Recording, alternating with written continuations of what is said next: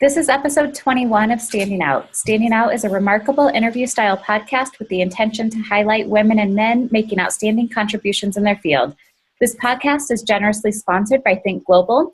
Think Global is a business advisory firm working with women entrepreneurs around the globe to scale their businesses to the next level. Today, I'd like to welcome Makeda Ricketts. Makeda is founder and CEO of PinkThink. PinkThink creates academically oriented, interest-powered, and peer-supported games and products that make science, technology, engineering, and math education powerful, relevant, and engaging to girls. Makeda, thank you so much for being here. I'm excited to have you and talk more about this STEM initiative and also more about your MBA program that you're in. Yeah, thank you so much for having me. I'm excited. So I would love to know, how did you get involved in STEM, and how did this entrepreneurial journey start for you? Well, I was always involved in STEM in school, so it was really important to me. Growing up, those were my favorite subjects, or the things I like to do the most. Okay. So I was president of the math club. I was very much involved in kind of those fields growing up. And then career-wise, I kind of moved away from it, but had always kind of had a love for it. And I just have a love of learning. So it was something that I still was kind of keeping my pulse on, I guess, or keeping my finger on. And then really saw kind of the need for that when I was doing a lot of volunteer work and mentoring with organizations and girls, and really saw that kind of that love that I had growing up for it wasn't there for them. So it really became something that I wanted to kind of pass on, I guess, next generation, or explain to next generation, like how cool it is to learn these things. So that's really interesting. When you're working with these young girls and you're finding that maybe they don't know about it, or they're just not interested in exploring it, like how is it received when you start introducing some concepts that you're passionate about? It's received very well, because I was like a complete tomboy growing up. I don't even want to use that word, but yeah. I was very much, that's so like whatever, but I was very much a nerd, I guess is what I more want to say, Sure. But also into things that, you know, maybe most girls are not into. Like my mom, when I was little, I used to play with staples, and I used to build cities out of staples, and she thought I was going to be an architect. And she went and got me some, and she was like, here's some Legos. And I was like playing with Legos, and I was totally happy playing with Legos, right? That may not be what most girls want to play with, or some Legos made for boys, right? So that's weird. But so I was doing those kind of things. And so for me, it was very easy for me to like math and science and stuff like that, because it is very geared towards boys a lot of times, and it is very geared towards their interests. When I go into schools and I work with these girls, I try to meet them where they are at, because my mom was lucky that I was a kid that she could actually meet me where I'm at with the products and stuff that's on the market. But that's what she was doing. She saw me playing with staples and she got me Legos. So I go in and I see these girls, whatever they're interested in, that's what I give them. And I show them the link between what their interests are and what STEM really means, and how much it affects their lives. So so you have this passion in the STEM fields. You had been working with young girls and you were seeing the disconnect. What was that next step to start PinkThink? Like where was the jump? You know, it's weird because it's like a jump. It seems like a jump, but it's kind of like all the pieces lead to where you are. So career-wise was leading to that. I had a little sister, and my parents are very strict in terms of what we can get her in terms of games and toys. And, you know, she's never had a Barbie. She never will. Like little things like that, where they're very much concerned about like what we give her and what kind of she plays with and her enrichment. And so I was always kind of figuring out like, what should I give her? What can work? What is she going to be interested in? And keep her engaged. And so that was always something in the back of my mind. Then it was the work I was doing, volunteering with these kids and doing enrichment programs. Then it was also, I was working at a fund-to-fund, which is where we kind of provide infrastructure and allow people to kind of start their own performance funds. And so I was already kind of being around a lot of entrepreneurs or people who were starting their own thing. So all that kind of led to me doing this. And it's weird because when the idea came to me, the name came to me, I had like 4 or 5 ideas off the top of my head that I was like, I really want to ask girls what they think. And I was so excited about it that I just knew I had to do it. Wow. Isn't that so interesting that all these things that you are currently doing kind of paved the way and led to this situation? And I feel like so often it's easy when you look back to see, oh yeah, of course, that's how I made it to this spot.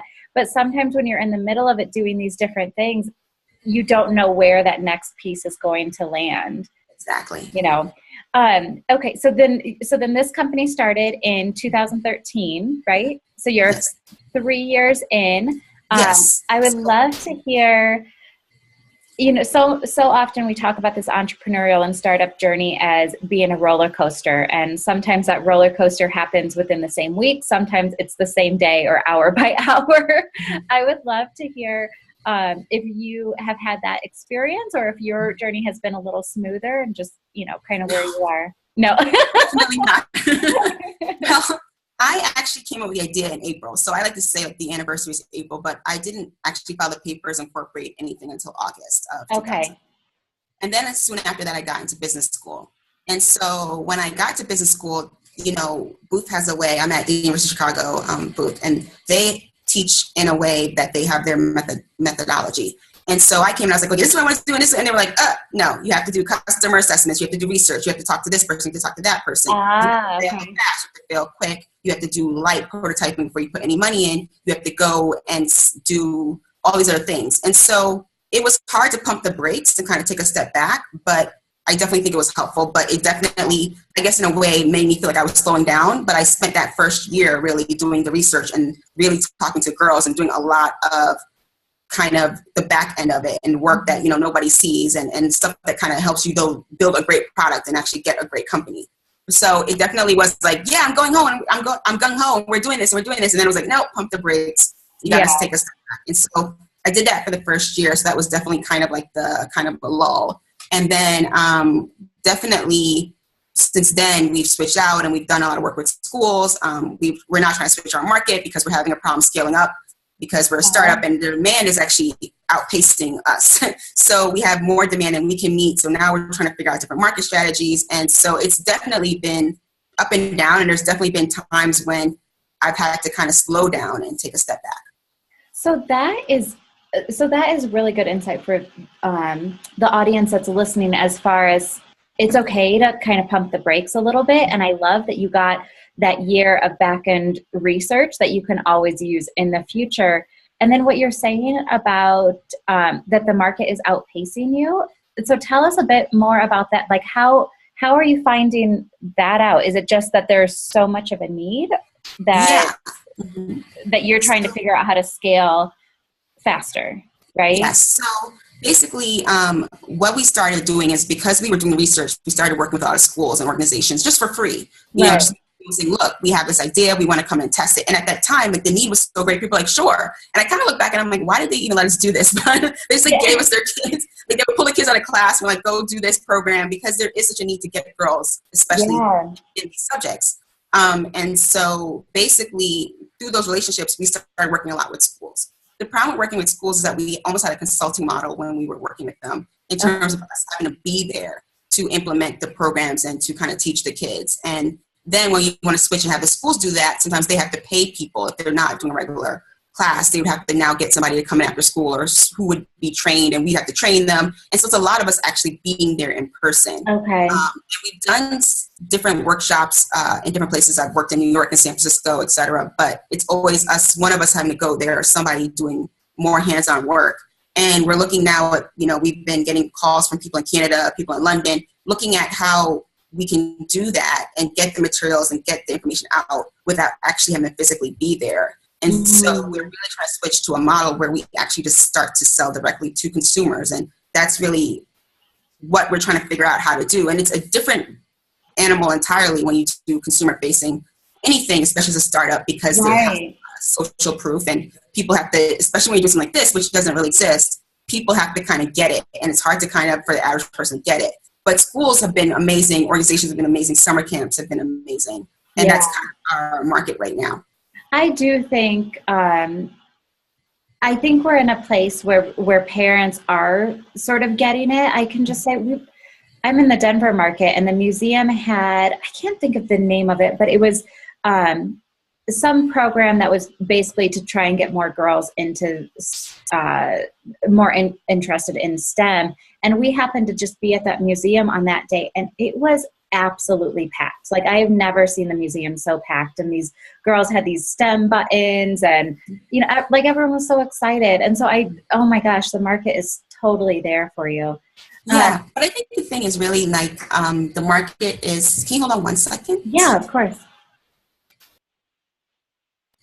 Okay, so I think the market is actually there in a way, but it also has to be engaging to the girls. So we have the problem of the parents are the ones who you have to kind of sell to, but it has to be a product that kids want to actually play with. Right. So that makes it hard for us to kind of figure out exactly how to walk that fine line of almost really like two messages. Yeah. Yeah. And making sure, like, at the end of the day, like, my responsibility is to the kids and to making sure that they actually like it and something that they want to play with. And so a lot of times talking to parents and they're like, well, I don't want to encourage her this, or I don't want that. And you're like, but this is what she likes. And so we're trying to actually meet them more so than even the parents and the greater community or marketing. So that's the problem we have sometimes, is how do you kind of, you walk that very fine line. Right. What's your favorite part of being an entrepreneur? Wow. I think there's so many. Loaded question. And a lot I don't love about it. Right. Everything else is a double-edged sword. Right. I think my favorite part of being an entrepreneur is that anything is possible. And I really believe that in life, but it's really when you're an entrepreneur, you can see how much you can actually do or get done, the meetings you're in, the things that happen. It's like you create your own world. Like, you have this company, but you can basically, today you can say, look, this is what we're doing. And that actually happens. And when you're working, a lot of times, there's so much red tape. There's so many people above you or below you. There's so many things that are restricting you and rules. And here you can be whatever you want to be, and you can get whatever you want to get done. And I think that's an amazing opportunity. And I think that is, I mean, that message right there, you can be whatever you want to be. And I know people right now are, because I think we probably grew up roughly around the same time, and it was that message of be all you can be. And there's like a cliche to it, but being an entrepreneur, I 100% agree with you that you can absolutely change orbits, create your world, and be what you want to be. Like, that is a real thing. And I will say, growing up, like, I didn't even know what an entrepreneur was until I was like 25, to be honest. And then suddenly I became one. I'm like, oh, that's what they do. Okay. But so I think just having that mindset and knowing that so much more is possible. And it's that idea of, if you dream it, it can be yours. You know, I think that is such an amazing thing. So on the flip side, so there's a lot of ups about being an entrepreneur and creating your own world. So we know there's some downs sometimes, and part of that roller coaster ride is probably one of the toughest things. So I'd love to know how you recover from a hard day. I'm very lucky because I'm really actually very persistent. I'm pretty much like very stubborn and dogmatic. So it's helped me. And it served you well. It served me well in this situation. Not in everywhere else in my life, but definitely as an entrepreneur. I am the kind of person who I will, like, scream, and I'll get mad, and I'll vent, and I'll, and then the next day I'll get up and I'll just try again. And it's very easy for me. And it's not so easy for other people. Yeah. Like, there are a lot of things you can do to kind of compensate for the parts where you lack. Like, I feel like if you're an entrepreneur, you need a certain amount of defiance.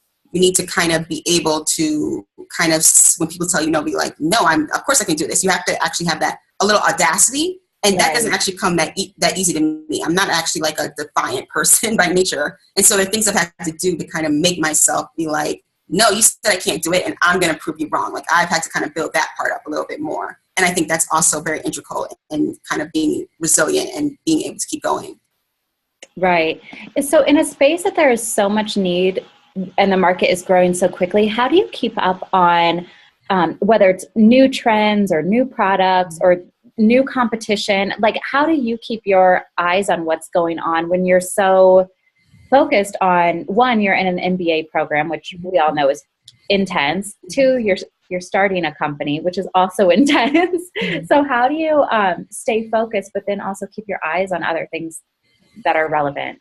Well, I think the good thing about me is I've always been the kind of person who can kind of see what's coming down the road. When I started this company a couple of years ago, nobody was even really talking about this. I remember when I first even got to business school and I was pitching this idea, and people were like, no, we want to do a running app. Like, people were not in this mentality or mindset of like, this is actually important. Like 2-3 years ago when I was saying this to people were like, huh? There was Goldie Blocks, and I think there was Girls Who Code was just starting then. It's like 2013, 2012. Oh, okay. And Goldie Blocks actually started in 2012. And so you're talking about it at a time when like very few people were kind of fixated on this. And now it's like this huge trend, and there's all these things, and people are now starting to realize the importance of this, and the White House has an initiative, but these are things that are really recent. And so in a way, I feel like the market's actually catching up to us. in terms of where we were a couple years ago and what we thought was important. Okay. Now everybody's saying it is. But kids move even faster than I move. And so oh yeah, they're like, this is a hard age to get them at, because this is the age when they are into the next best thing, and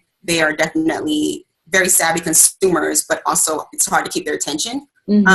But I have a younger sister, and I feel like in some ways that's great, because I can talk to her about things and she keeps me up to date. But I actually do go on social media every morning, Facebook. There's things I do to kind of make sure I keep my hand on what's happening in the world and what they're interested in. And when we meet with them, we're very open and honest with them. And so they're open and honest with us. And we have testing sessions with girls, and they just burst onto songs and start singing what's like the latest song. And I like that.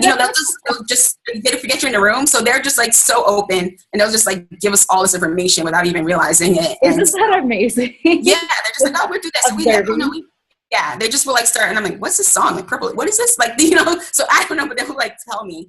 So that's helpful too. But I think a big part of it is always going back to your market. And so we do try to test fairly often with girls, basically once a month, still meeting with kids or still doing something with kids to kind of keep our hand on what they actually think is important or valuable to them. Right. And what age exactly are you targeting? So we start off focusing mostly on middle school, and it's still basically our target age. I've actually worked with girls in high school, and they really were able to like it and love it too. And so we say 8 to 14, but now we can definitely say like 8 to 17. And now we're actually building out our platform to start incorporating younger girls from 6 and up, because we've been asked to do that with schools. And so we're actually doing coding stories and narrations now for younger kids to get them into the coding, like similar to making a story around actually coding. That's really fascinating. Mm-hmm. Wow. So tell us a little bit more about coding stories. I'm not sure that everyone's familiar with that term.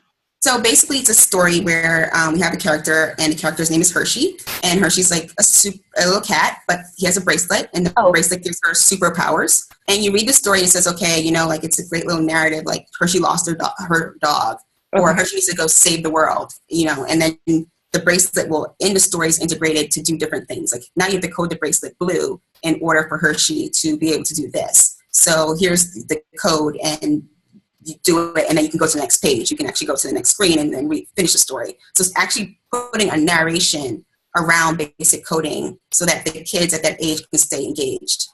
That is really awesome. And what a skill to be teaching. Wow.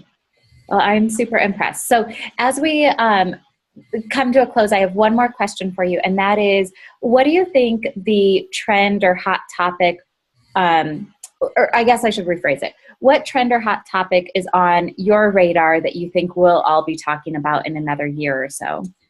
Wow. I have a couple related to STEM.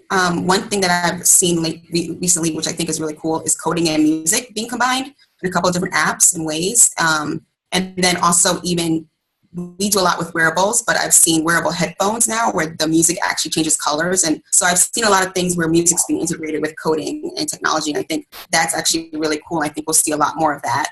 And I would love to really awesome in that if I could. So I think that's probably the next thing we're going to see, is kind of marrying those two together.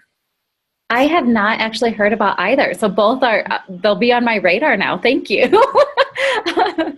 Anyway, thank you so much for being here. I appreciate it. And thanks for sharing all that insight.